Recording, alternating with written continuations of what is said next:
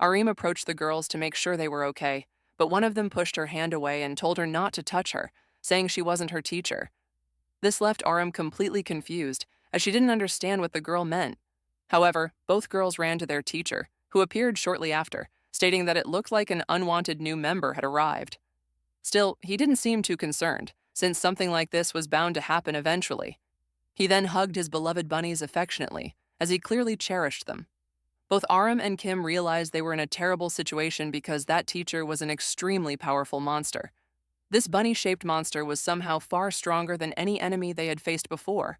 Because of that, Aram asked Kim if all monsters were as the ones standing in front of them. Kim confirmed that they were, but then asked Aram if she knew what the greatest desire of humans in modern society was. When she said no, he answered that it was the desire for religion. Kim explained that the black heart creates stronger entities the greater the desire, and that most of those desires end up being consumed by religious fervor. For that reason, the monster they were facing, aside from being was able to maintain his sanity even after transforming, making him even more dangerous. The bunny laughed, saying that the monster they had fought before was a weakling.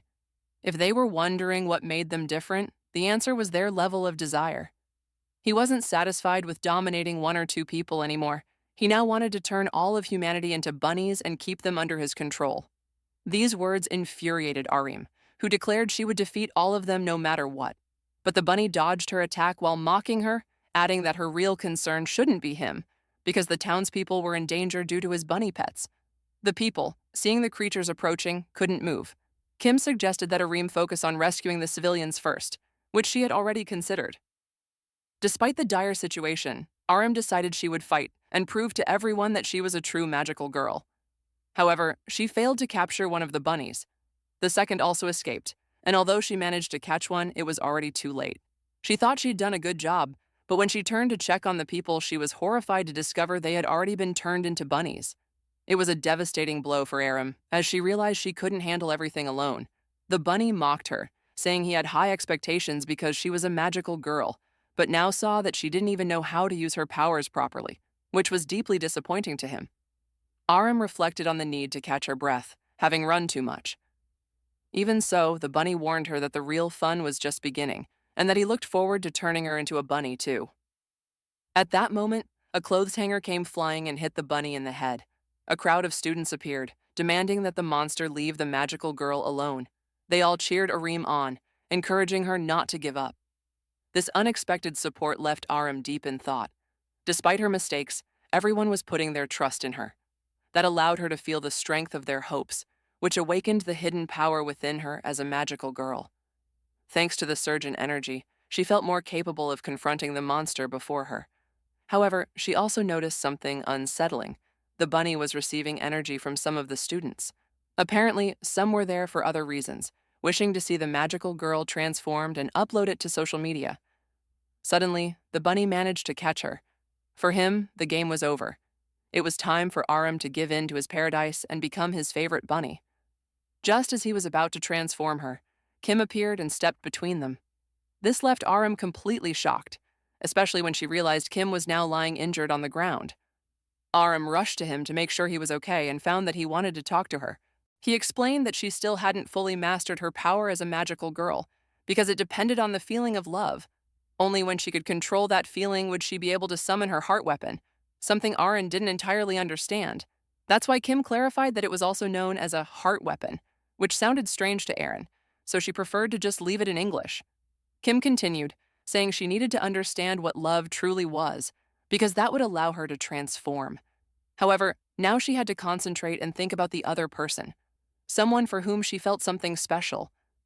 That confused Aaron even more, because for her, that person was Kim. When she realized it, Kim had already vanished. He had gone over to the villainous bunny, leaving her to fight alone. Aaron acknowledged that she had to focus to summon her heart weapon using a powerful memory, but the bunny had already given her enough time, and along with his bunny minions, attacked her, wanting to savor her fear.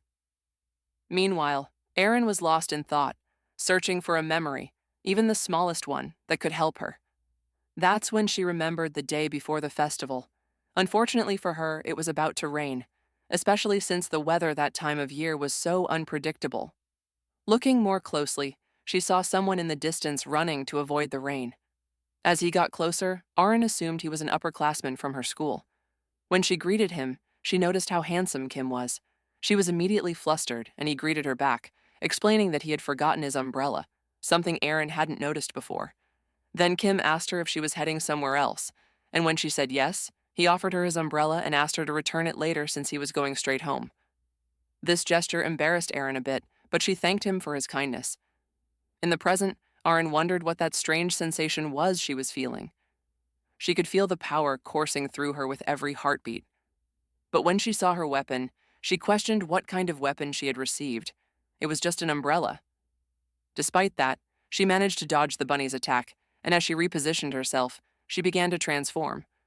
The bunny laughed, claiming he had achieved his goal. He now had the magical girl under his control. However, Arin kept resisting, which irritated the bunny since he considered her to be too arrogant. He planned to educate her until she learned to obey him, knowing her resistance was futile, especially since she wouldn't be able to hold out for long. He was sure her beloved prince wouldn't be able to save her this time. When Arin heard this, she wondered if he meant Kim. Knowing that it was because of him she was going through all this, and that if her love power came from thinking about him, it made sense that her weapon would be so weak. Even so, that memory remained strong. What they had done the last time, purifying the dark heart, had deeply distorted her feeling of love. But she also realized the real blame fell on individuals like the bunny. She was certain that someone as perverted as her upperclassmen couldn't possibly like her. Yet, thanks to that very power, she managed to completely defeat the bunny, causing an explosion he couldn't withstand. The amount of power was too much for him. The crowd was amazed to see the magical girl win, and some even asked for her autograph. However, Arin ran straight to the bathroom because all she wanted was for Kim to go back to normal and stop acting like a fool. She just wanted to go home. But soon she realized the only way out was purification. Even though she didn't want to do it, Arin acknowledged that he had saved her, and for that reason, she decided to make an exception.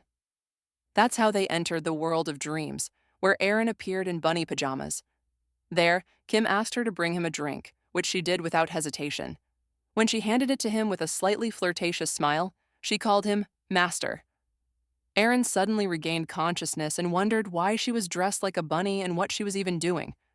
Without realizing it, she spilled the boy's drink. That's when Kim repeated to her that everything depended on the level of desire, because now they were in his world. He explained that's why she couldn't resist. He then added with a mocking tone that because of the spill, she had wet his pants and didn't want to dirty his hands, concluding that she was disqualified as the beloved bunny she was. Kim told her that if she wanted to earn the approval sticker, she would have to obey all his orders. Arin, although embarrassed, remembered that the situation was similar to a previous one. In her mind, she knew Kim was trapped by the enemy's desire and wouldn't remember anything afterward. With some shame, she called him Master and apologized, promising to clean up the whole mess. She grabbed the chalice, determined to make it spotless, knowing she had to keep it shining. If it lost its glow, the dream world would vanish and they'd return to reality. Kim noticed Arin's skill at cleaning objects and commented that she should make sure to remove the deepest stains. Although she accepted his remark, Arin was lost in her thoughts. She hoped that at the very least Kim would show some gratitude, since he was the one who should have brought the holy water. However, Kim watched her closely and told her she looked calm, as if she was enjoying the piece. He also mentioned she was playing the guitar, and even if he didn't know whether she was doing it out of joy or duty, he decided to help her make the chalice shine. Arin thought Kim was completely crazy, but she didn't want to stray from the path of light. Even though she called herself, she felt a strange inner peace while cleaning every corner of the chalice. At that moment, Kim went to fetch the holy water. Arin grabbed some but ended up spilling it, which made him mock her. Still, she didn't give it much importance. Arin found Kim's words annoying, though she couldn't help but feel flattered being close to him. Then Kim tossed her the approval sticker, saying they had fulfilled their mission and that it was all over. Arin was skeptical and suspicious. There was no way something so simple could be the end of her task. In her mind, she figured it might be another of Kim's tests to see if she could do better. In a casual tone, the boy asked why she wasn't leaving or if she needed something else. Arin replied that she hadn't yet made up for all her mistakes and wanted her master to guide her on the path of God. She was convinced that, since they were in the dream world, Kim wouldn't remember anything upon waking up. Arin attempted to read the first verse of the Bible, but the divine power felt too overwhelming to control. While her soul seemed to be purifying the corruption, she couldn't contain all the energy. Her heart, though seeking peace, experienced a strange calm as she absorbed a bit of the power coming from the sacred book. As she read more slowly, Kim asked her what she was doing. Was she trying to provoke him? He snatched the Bible from her hands, and Erin fell deep into thought, trying to understand the strange sensation in her chest. When Kim took over the ceremony, she felt a faint tingling in her heart, as if longing to find peace. Kim told her to stop calling him master, and immediately began reading the Bible as fast as he could. He mocked Aaron for not keeping up, saying he would show her how a real ceremony was done. Aaron felt as if every one of her sins was being purified. Though she didn't like taking orders, she couldn't ignore the pain in her heart. At that moment, she accidentally spilled the holy water. Aaron felt overwhelming shame, unable to bear being looked at with such arrogance. Even though she knew it was all a dream, the feeling of humiliation felt real. Kim broke the silence and said she'd have to clean up the mess later. For now, he would do what was necessary to make sure his dear bunny was punished for her sins. Erin, exhausted, wasn't sure if she wanted to continue the ceremony, but Kim kept reading the Bible with intensity, knowing she wouldn't be able to refuse. Then he began to pray fervently, leaving Erin behind with his fast pace. Kim, determined, set out to guide her to heaven. In her mind, Erin kept repeating that she was trapped in a dream with her dear upperclassmen. Even so, everything felt too real. Her heart seemed to be purifying from corruption. And even though she knew it was just a dream, she accepted Kim's guidance. She found a bit of freedom in reading the Bible, ready to fulfill his spiritual wishes. However, she tripped again and spilled the holy water once more. Despite this, Kim commented that the little bit left was enough to purify her soul. Although Erin knew this was her second mistake, she was beginning to get used to messing up when she was with Kim. Even though she kept trying to convince herself she didn't like him, she wondered if she had lost her mind for enjoying the ceremony. Kim pulled her out of her thoughts once again, assuring her that with everything they had prayed, it was enough for now, though he expected her to follow him for the rest of her life. Aaron, unsure if she truly would, agreed for the time being. That same afternoon, a blue-haired girl was on the phone, but no one answered her call. This puzzled her, as she didn't understand why no one was picking up. Some university boys, noticing her beauty, wondered if she was in one of their classes. Pretty didn't seem like a strong enough word to describe her. They approached her, and the girl, named Manoa, turned out to be a freshman. The guys asked if she was done with classes and tried to invite her out later. Sua, however, didn't respond. Her silence left the boys confused and unsure of what to do. They assumed she might be standoffish, since the situation felt awkward. Meanwhile, Sua herself was embarrassed, although she didn't say a word. At Erin's apartment, the girl was lying in bed, writhing in pain. She had fought monsters twice in a row and hated being a magical girl. Kim was also tired from carrying her on his back. He explained that her exhaustion was likely a side effect of using her weapon, since it consumed a massive amount of energy. However, Erin blamed Kim for her condition and demanded that, since he was there, he should help her clean her room. Kim, grumbling, agreed. As they cleaned, Erin began to think that maybe she had brought Kim to her apartment by accident. Even though she knew nothing should happen, she felt a slight tingling in her chest. Despite telling herself she didn't like him at all, her mind kept trying to convince her it was all just a dream. At that moment, Kim grabbed Erin's feet, prompting her to call him crazy and demand to know what he was doing. Kim ignored her reaction and asked if she had enjoyed the last ceremony. She explained that it had only been a dream, to which he replied that she should treat this new ceremony as another dream too. Aaron, resigned, thought she had no other choice and decided to continue seeking the path of God. Suddenly, she heard a voice calling her. It was Kim, standing in front of her, touching her forehead.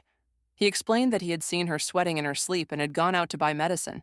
He also suggested that she stop transforming for a while so she could rest. Aaron, confused, still believed it was all part of a dream. Her words puzzled Kim, who didn't understand her behavior. Just before she could try to kiss him, the doorbell rang. Kim quickly got up to answer it and found Sua at the door, staring at him and asking why Aaron wasn't answering her calls. Sua knew Aaron had social anxiety and found it difficult to interact with people. As Sua spoke, Kim absent-mindedly grabbed one of the pastries she was carrying. Sua noticed it wasn't Aaron who had opened the door, and when Kim tried to apologize, she stepped back and typed on her phone that she must have had the wrong house, taking the blame herself. This left Kim completely confused. A little later, Sua went into Aaron's room and, seeing her sick, became very worried. Arin admitted she couldn't be without Sua. Kim, for his part, recognized Sua as a very popular girl at the university, though he wasn't sure if that was really her name. He never would have imagined she had such a shy side. When he asked if she was okay, Sua simply stared at him in silence, which made Kim reflect on how hard it must be for her to communicate. Suddenly, Sua received a call from someone in her phone labeled Drama King. It was one of her classmates asking where she was, since first-year students were supposed to clean the classrooms and neither Sua nor Arin had shown up. Concerned, Sua tried to help Arin get out of bed to go to school, but Kim stopped her. In his mind, he recognized that Sua didn't have many social skills. Later, when they arrived at the university, Sua wanted to say something to Kim.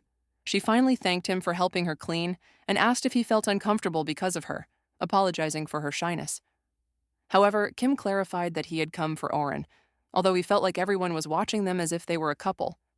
In his thoughts, Kim reflected that everyone has their own personality and hoped Sua wouldn't feel intimidated, since he had genuinely enjoyed the day. He even told her that next time they met, they could go eat something together. This made Sua blush deeply. Inside her, a crystal heart began to glow faintly, which didn't go unnoticed by Kim. He wondered if she also possessed magical energy, though he hadn't noticed it before. Sua seemed to have what it took to become a magical girl. Kim, aware that Arin was exhausted and needed support, saw Sua as the perfect opportunity to fill that gap. Without hesitation, he took Sua's hand and directly asked her if she wanted to become a magical girl, leaving her completely confused. A little later, in a safe place where no one could see them, Kim transformed into his bunny form, hoping that this way Sua would believe him. He explained that she had probably seen on the news the battles between monsters and magical girls, and that Arin, his friend, was one of them. He also told her that what Arin was going through wasn't just a cold, but the aftermath of her last battle. He pointed out that Arin wouldn't be able to handle the burden alone. She might miss classes, important events, or even meals with her. Concerned for her friend, Sua agreed to help and become a magical girl. Kim assured her that Arin would be happy to have her as a teammate, though deep down, he feared Sua might react badly after transforming. To his surprise, Sua looked radiant in her new magical form. Curious, she asked what she had to do now. Kim explained that, for the moment, there was nothing to worry about, as he didn't expect any monsters to appear so soon since Arin had just defeated one. When he asked how she felt, Sua responded that she was fine, though Kim noticed the magical outfit might feel a bit uncomfortable at first. Thanking her for her help, Kim made their relationship official as secret friends, which made Sua smile.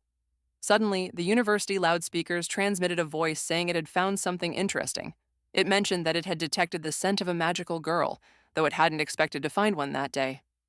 Kim, confused, wondered what that strange energy was that he felt. Then, the ceiling in front of them collapsed. A new enemy had appeared, eager to hear the voice of a magical girl begging for mercy. Startled, Sua quickly typed on her phone, asking Kim why he had told her she wouldn't have to do anything. Kim felt the same way, but admitted he had been wrong. The enemy, who called himself Audio Man, mocked the girl, saying she had let her guard down. According to him, monsters could appear at any time and place, and he had been lucky to find a magical girl. He noted that ordinary people would scream and run just from seeing him, but Sua didn't even react, making the idea of watching her beg for her life even more exciting. He demanded that she at least respond, as a matter of fairness, so he could hear her voice. Still, Sua remained completely silent and asked Kim what was going on. He just told her to ignore the situation. Audio Man, however, was determined to make her speak by force, so Kim advised her to summon her heart Waipon. He explained that she needed to focus on something that triggered a strong emotion. Luckily, Sua managed to summon an ice wall that stopped Audio Man's attack. The enemy was confused as his hand became trapped in the ice. Then, Sua noticed a broom lying nearby, and upon picking it up, created a massive ice hammer. In that moment, she remembered the excitement she felt when she and Kim became secret friends. Audio Man, surprised, realized he should have been more cautious, but it was already too late. The only thing heard afterward was a loud crash echoing through the room.